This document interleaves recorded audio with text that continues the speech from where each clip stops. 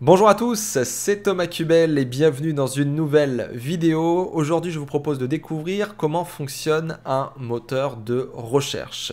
Donc, je vais vous expliquer aujourd'hui déjà le piège dans lequel tous les débutants et néophytes tombent en ce qui concerne le fonctionnement d'un moteur de recherche. On a tendance à penser parfois que ça fonctionne d'une certaine manière parce que c'est rationnel, parce que c'est logique. Et pourtant, un moteur de recherche a un fonctionnement bien spécifique. Donc on va voir ce piège dans lequel tous les débutants et néophytes tombent. Et puis ensuite, on ira justement dans la documentation de Google qui explique comment fonctionne un moteur de recherche parce qu'elle est très claire et elle va vous permettre d'avoir peut-être un petit peu plus de clarté et une vision un petit peu moins floue du fonctionnement d'un moteur de recherche. Donc passons tout de suite sur Google et nous allons donc parler de ce fameux piège dont je vous parlais. Les gens ont tendance à croire quand ils commencent à s'intéresser au fonctionnement d'un moteur de recherche que un moteur de recherche comme Google, eh bien globalement on tape une requête, admettons recette gâteau au chocolat, voilà, que quand je tape vraiment sur ma touche entrée, voilà, et bien à ce moment-là, précisément, Google a analysé ma requête, est allé sur l'ensemble des sites du monde qui parlent du gâteau au chocolat et de la pâtisserie et compagnie, pour essayer de me renvoyer des résultats. Et en fait, on a tendance à penser que parce que Google est une machine, que Google est ultra puissant, que Google est efficace, que Google c'est une société qui est valorisée à plusieurs milliards de dollars, eh bien que ça marche comme ça. Alors c'est tout à fait rationnel, tout à fait logique et tout à fait... Ouais, c'est vraiment logique, voilà, qu'on puisse se dire ça fonctionne comme ça. Parce que on creuse pas et parce que on se dit ouais, peut-être que moi j'aurais fait comme ça si j'étais un créateur de moteur de recherche. Or, ça ne fonctionne pas comme ça. Voilà. Ce n'est pas je tape une requête et Google là va parcourir tout le web en un instant, en 0,61 secondes, comme c'est écrit ici, pour vous faire un classement parfait pour que vous puissiez avoir réponse à votre question, votre demande. Non, ça ne fonctionne pas comme ça. C'est plutôt Google, il a fait un travail déjà énorme avant que vous tapiez votre recherche. Il a parcouru le maximum d'URL, le maximum de pages possibles qu'il a rencontrées en naviguant à travers le web, à travers Internet, etc. Il a récupéré tout un tas d'informations, il a fait une copie de certains documents, notamment tout ce qui n'est pas du spam, voilà. Il a stocké tout ça dans une immense bibliothèque qui s'appelle un index, où il a mis des annotations, il a pris des petites notes, il a essayé d'organiser tout parfaitement, de manière très intelligente, pour pouvoir, lorsque vous tapez une requête, eh bien, trouver les documents qui sont les plus adaptés à votre recherche. Et à ce moment-là, juste à ce moment-là, lorsque vous tapez la requête, il va peut-être prendre en compte votre compte Google, il va peut-être prendre en compte ce que vous avez recherché auparavant avant cette requête, il va peut-être essayer de saisir qu'est-ce qui est pour vous le classement à avoir. Et après ça, parce que là j'ai parlé de ce qui est fait en amont, avant la requête, j'ai parlé de ce qui a été fait pendant, après ça, après votre requête, eh bien il va encore faire des calculs puisqu'il va essayer de saisir, voilà, quel peut-être a été votre comportement vis-à-vis de cette requête sur les sites que vous avez visités. Admettons, j'ai tapé recette gâteau au chocolat, je suis allé sur le premier, oh la recette est trop longue, je n'ai pas le temps.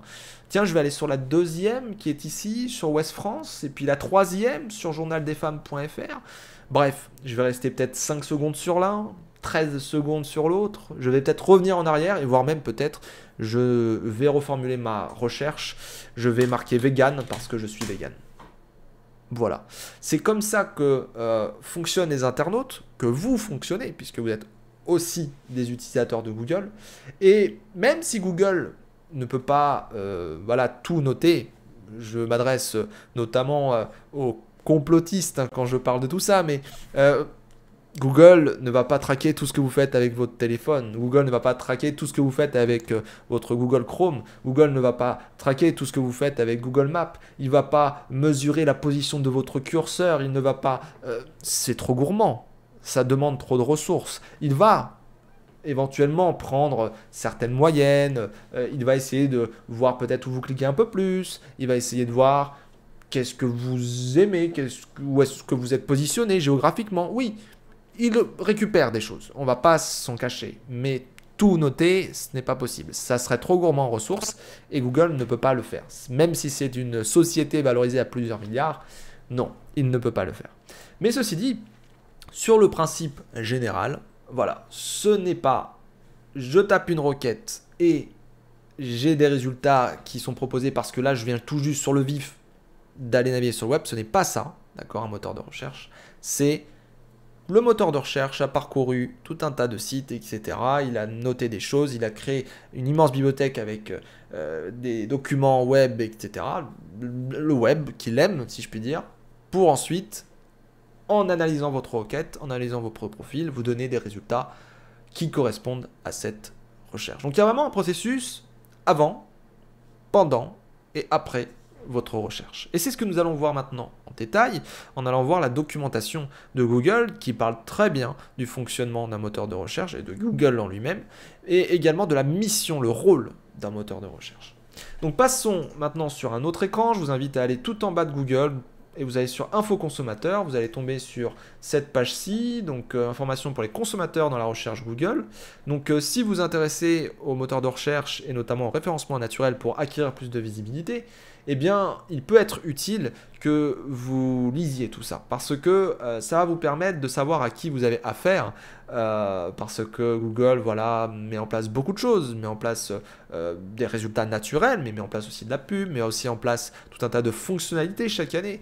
Il ne cesse d'évoluer pour essayer d'être un moteur de réponse, un véritable assistant personnel, c'est ce dont on parle ces dernières années, et pour le coup, il peut être intéressant de lire toutes ces choses-là, tous les liens que vous voyez, parce que c'est assez bien expliqué et ça permet vraiment d'avoir la bonne vision de, voilà, c'est quoi le rôle de Google finalement.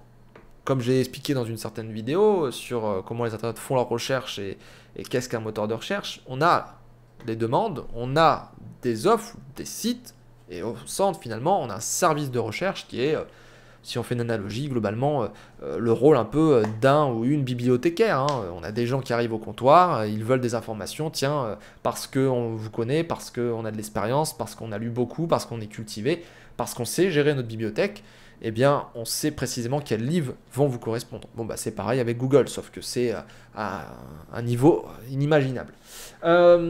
Donc, allez sur Information consommateur, cliquez sur le premier lien ici là, de la liste, comment fonctionnent les algorithmes de recherche, et vous allez tomber sur cette page. Et donc, si on va dans cette présentation générale, qui est une vue d'ensemble de comment fonctionne la recherche Google, on a quand même plusieurs choses intéressantes, et puis ensuite, on va aller un petit peu plus en détail et je vais vous parler de qu'est-ce qu'un crawler, qu'est-ce qu'un scrapper, un indexeur, etc. Donc déjà, comment fonctionne la recherche Google de manière générale? Pour chacune de vos recherches, il existe des milliers, voire des millions de pages web contenant des informations susceptibles de vous intéresser. Et là, vous vous demandez comment identifier les résultats les plus pertinents. Eh bien, c'est comme ça que Google a réussi à devenir un géant en essayant déjà, ce qu'a fait déjà des moteurs de recherche, constituer une immense bibliothèque, un immense index. Donc finalement, pour Puppy Adoption, voilà, ce qu'il a fait auparavant, c'est organiser le contenu sur le web. Donc il a navigué sur tout un tas de sites, il a crawlé tout un tas d'adresses URL, il a scrappé, récupéré des informations des documents du web, des pages web, les titres, les contextes, les images, le texte, les contenus, bref, tout un tas de choses. Et puis, il a classé tout ça via un indexeur dans un index, dans une immense bibliothèque, un peu sous cette forme. Voilà. Au-dessus, on avait quelque chose en rapport avec Puppy Adoption, voilà, adopter un Puppy, je ne sais pas ce que c'est un Puppy, mais bon, moi, ça doit être un chien, je suppose. Eh bien, on va aller, par exemple, dans l'immense bibliothèque qui a été créée auparavant, parce que j'ai exploré, etc., chercher. Voilà, ce bouquin-là, bleu, là, Dog, parce que c'est pas de l'art dont on parle, c'est pas de la science dont on parle, c'est pas non plus des maths dont on parle, de la géométrie, non, c'est de Dog. Donc je sais que là, mon rayon, là, il y a Dog, il y a chien, et je sais que mes documents, globalement, que pour répondre à cette question Puppy Adoption, le chien, là, c'est ce truc bleu, là, c'est Dog. Donc c'est comme ça que fonctionne Google. C'est une machine, encore une fois, c'est pas imagé comme ça, hein. Il n'y a pas un robot qui va dans un rayon et prendre un classeur, mais informatiquement, c'est ce fonctionnement-là que nous avons. Donc, avant même que nous saisissions notre requête, Google a organisé des informations disponibles dans des pages web, dans leur index de recherche. Donc il y a vraiment un index Google avec une copie des pages web, des contenus qu'on peut trouver sur le web et notamment sur notre site, par exemple, si on est éditeur, créateur de site. Donc cet index s'apparente à une bibliothèque, comme je viens de le dire, et donc c'est important de dire que ça contient beaucoup plus d'informations que toutes les bibliothèques du monde réunies. Et c'est là l'idée en fait, hein, c'est que Google a toujours voulu faire le maximum par rapport à ça. On avait dans les années 90-2000 des encyclopédies bien connues, alors je crois que c'était Encarta, des choses comme ça.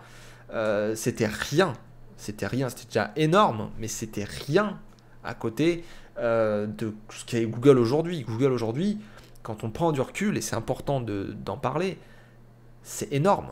C'est énorme de se dire qu'auparavant, on devait aller voir un spécialiste, on devait téléphoner à des gens spécialisés, on devait aller voir des bouquins dans des bibliothèques à Paris ou je ne sais quoi pour trouver des informations essentielles et très très précises. Et aujourd'hui, en fait, non, on a notre smartphone, on a une tablette, on a un ordinateur de bureau, on va sur Google, on tape quelque chose, on a des informations. C'est énorme. C'est énorme. Qui aurait cru il y a 30 ans ou 40 ans que ça aurait pu exister? Personne. Personne. Et ça, c'est important de le dire et c'est important d'en prendre conscience. Surtout si vous vous intéressez aux moteurs de recherche et aussi au référencement. Donc voilà. On a une requête qui est tapée, on a Google qui a déjà fait un bon travail d'indexer des documents, d'explorer le web et tout ça, d'analyse, machin. Et quand vous avez tapé votre requête, il va passer au crible des centaines de milliards de pages web qui sont dans son index pour essayer de trouver les résultats les plus pertinents et utiles en réponse à votre requête, ce qui permet ensuite d'avoir des super résultats avec plein de couleurs, des images, Google Maps, un itinéraire, des informations, bref, tout un tas de choses en fonction de votre requête. Ça peut changer et c'est un peu ça que propose Google aujourd'hui. C'est sa promesse. Et derrière tout ça, nous avons d'autres types de résultats. Nous n'avons pas des résultats que naturels, donc qui sont vraiment faits à partir de la pertinence, de ce qui est proposé, etc. Non, on a aussi de la publicité qui, là, globalement, on paye, voilà, et on a un encart publicitaire à un endroit, donc c'est nous qui choisissons où est-ce qu'on veut être publié, où est-ce qu'on veut mettre la publicité. Mais au final, voilà, on peut avoir un très très mauvais contenu, et tant qu'on paye, voilà, on peut tout à fait être visible. Donc c'est vraiment deux choses distinctes. On a à la fois les résultats naturels et les résultats sponsorisés, les résultats publicitaires. Et les résultats naturels, c'est vraiment là-dessus que le fonctionnement du moteur de recherche est intéressant. Autre chose d'intéressant à dire, c'est que Google ne cesse d'améliorer votre expérience, notre expérience, en bougeant les lignes, en mettant des couleurs, des vidéos, en essayant d'enrichir ces pages. Avant, on avait 10 liens bleus avec un peu de publicité. Aujourd'hui, on a plein de vidéos, d'images, même des petites box qui nous répondent directement. C'est vraiment super, finalement, comme programme. Donc voilà pour la présentation générale de Google. Et donc, si on va dans le détail de chaque étape. Donc on a une première partie qui se passe donc avant votre recherche. On a l'exploration et l'indexation. Et l'exploration et l'indexation, donc c'est cet onglet-là. Comment la recherche Google organise les informations. Donc on a des milliards de pages qui existent. Voilà, quand on va sur Internet de manière générale et le réseau Internet et que on navigue sur le web, donc tout ce qui est accessible avec un navigateur ou autre, globalement, on a tout un tas d'adresses. Donc là, vous voyez, j'ai une adresse qui finit par crawling indexing. Si je vais sur information consommateur, j'ai une autre adresse. Si je vais ici, j'ai une autre adresse.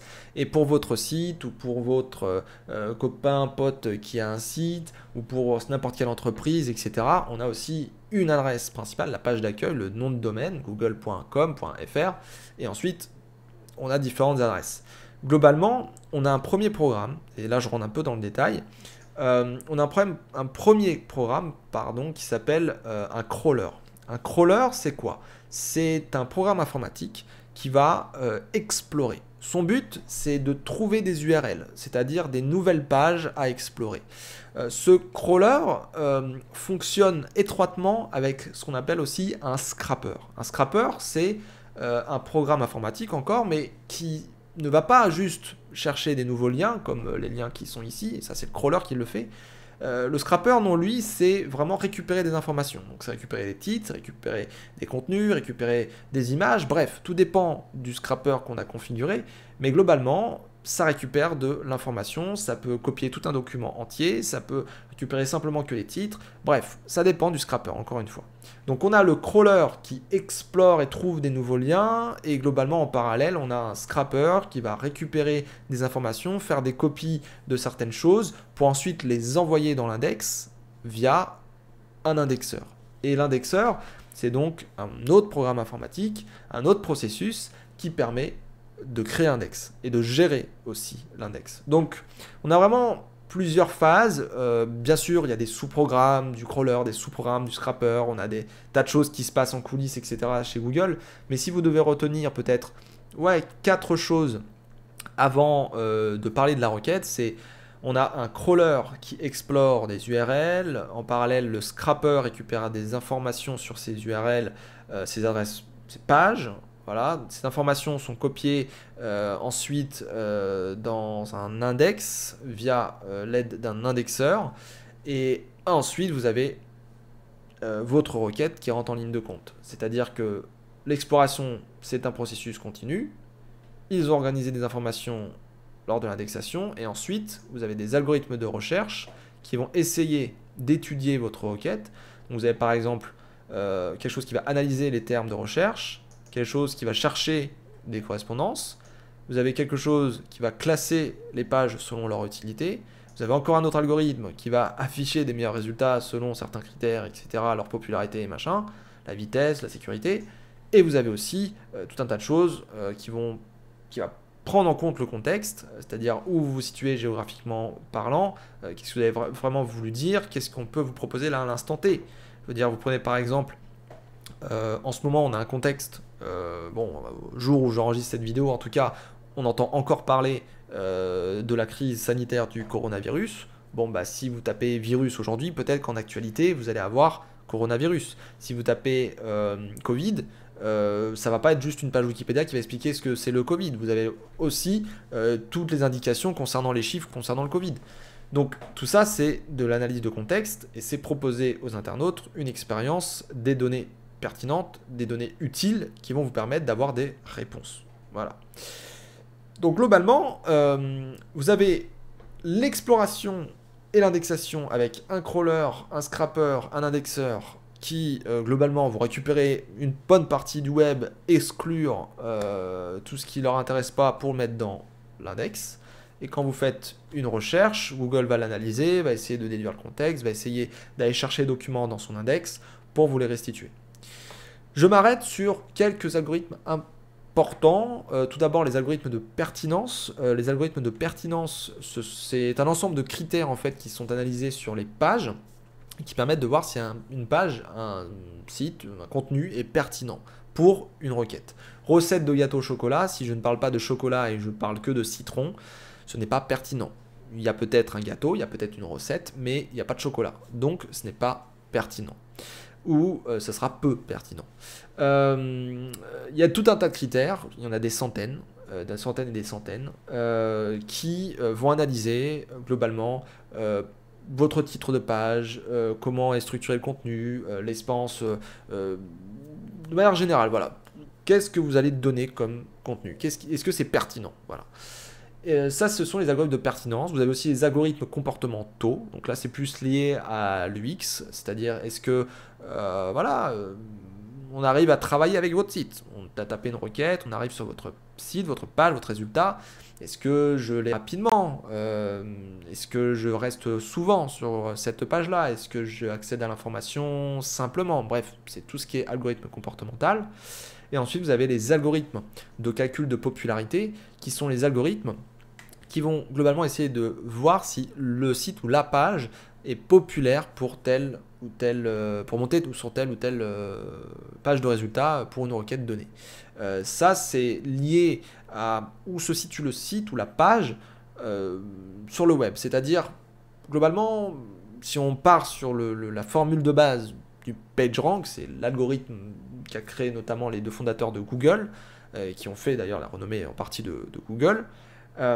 Plus on est cité, plus on est populaire. C'est un peu comme dans les livres. Si vous voyez souvent le même nom qui est cité, bah, c'est peut-être que cette personne est populaire. Bon, bah, c'est un peu pareil avec Google, c'est-à-dire que lui, il va regarder toutes les pages du web, il va voir comment sont faites les citations. Aujourd'hui, tout le monde cite Facebook, tout le monde cite Amazon, tout le monde parle de ces deux sites, donc ce sont des gros sites qui montent très haut. Pourquoi Wikipédia monte très haut? Parce que bah, c'est une encyclopédie avec énormément d'informations utiles, et globalement, Wikipédia monte quand même souvent sur beaucoup de requêtes. Eh bien, c'est pareil, quand vous parlez de Cdiscount, quand vous parlez de tel ou tel site e-commerce, la Fnac ou autre, pourquoi ils sont toujours en haut? Parce que ce sont des sites qui sont populaires, parce que ce sont des sites qui sont beaucoup cités sur le web. Donc vous avez des algorithmes, notamment l'algorithme de PageRank, il y a d'autres sous-algorithmes et d'autres alternatives et d'autres trucs qui rentrent en ligne de compte, bien entendu, mais globalement, les algorithmes de calcul de popularité permettent de savoir si un site est populaire. Donc vous avez des algorithmes de pertinence, vous avez des algorithmes comportementaux et vous avez des algorithmes de calcul de popularité. Donc ça, c'est la plupart des algorithmes pour saisir qu'est-ce qu'on donne et où est-ce que c'est positionné dans le temps. Et également, vous avez un autre truc qui est super intéressant qui est globalement les algorithmes anti-spam, où globalement, au fur et à mesure que Google explore le web et indexe le web, eh bien, il y a des choix qui sont faits. Est-ce que ce site est spam? Est-ce que ce site est pas spam? Ça, c'est peut-être lors de l'exploration, déjà, il va écarter énormément de spam. Et on va avoir toujours une toute petite partie de sites qui sont un petit peu spammy, qui ne sont pas top, et que Google va essayer de filtrer au fur et à mesure du temps. Et nous avons notamment des filtres anti-spam aujourd'hui, des filtres qui sont mis sur le contenu, sur les liens, sur des techniques de manipulation, des choses que font certaines personnes pour pouvoir tricher et monter, ou parfois juste parce qu'ils ne savent pas faire. Et donc Google, s'il détecte du contenu de mauvaise qualité, ben, le filtre anti-spam peut sanctionner ce résultat, ce site.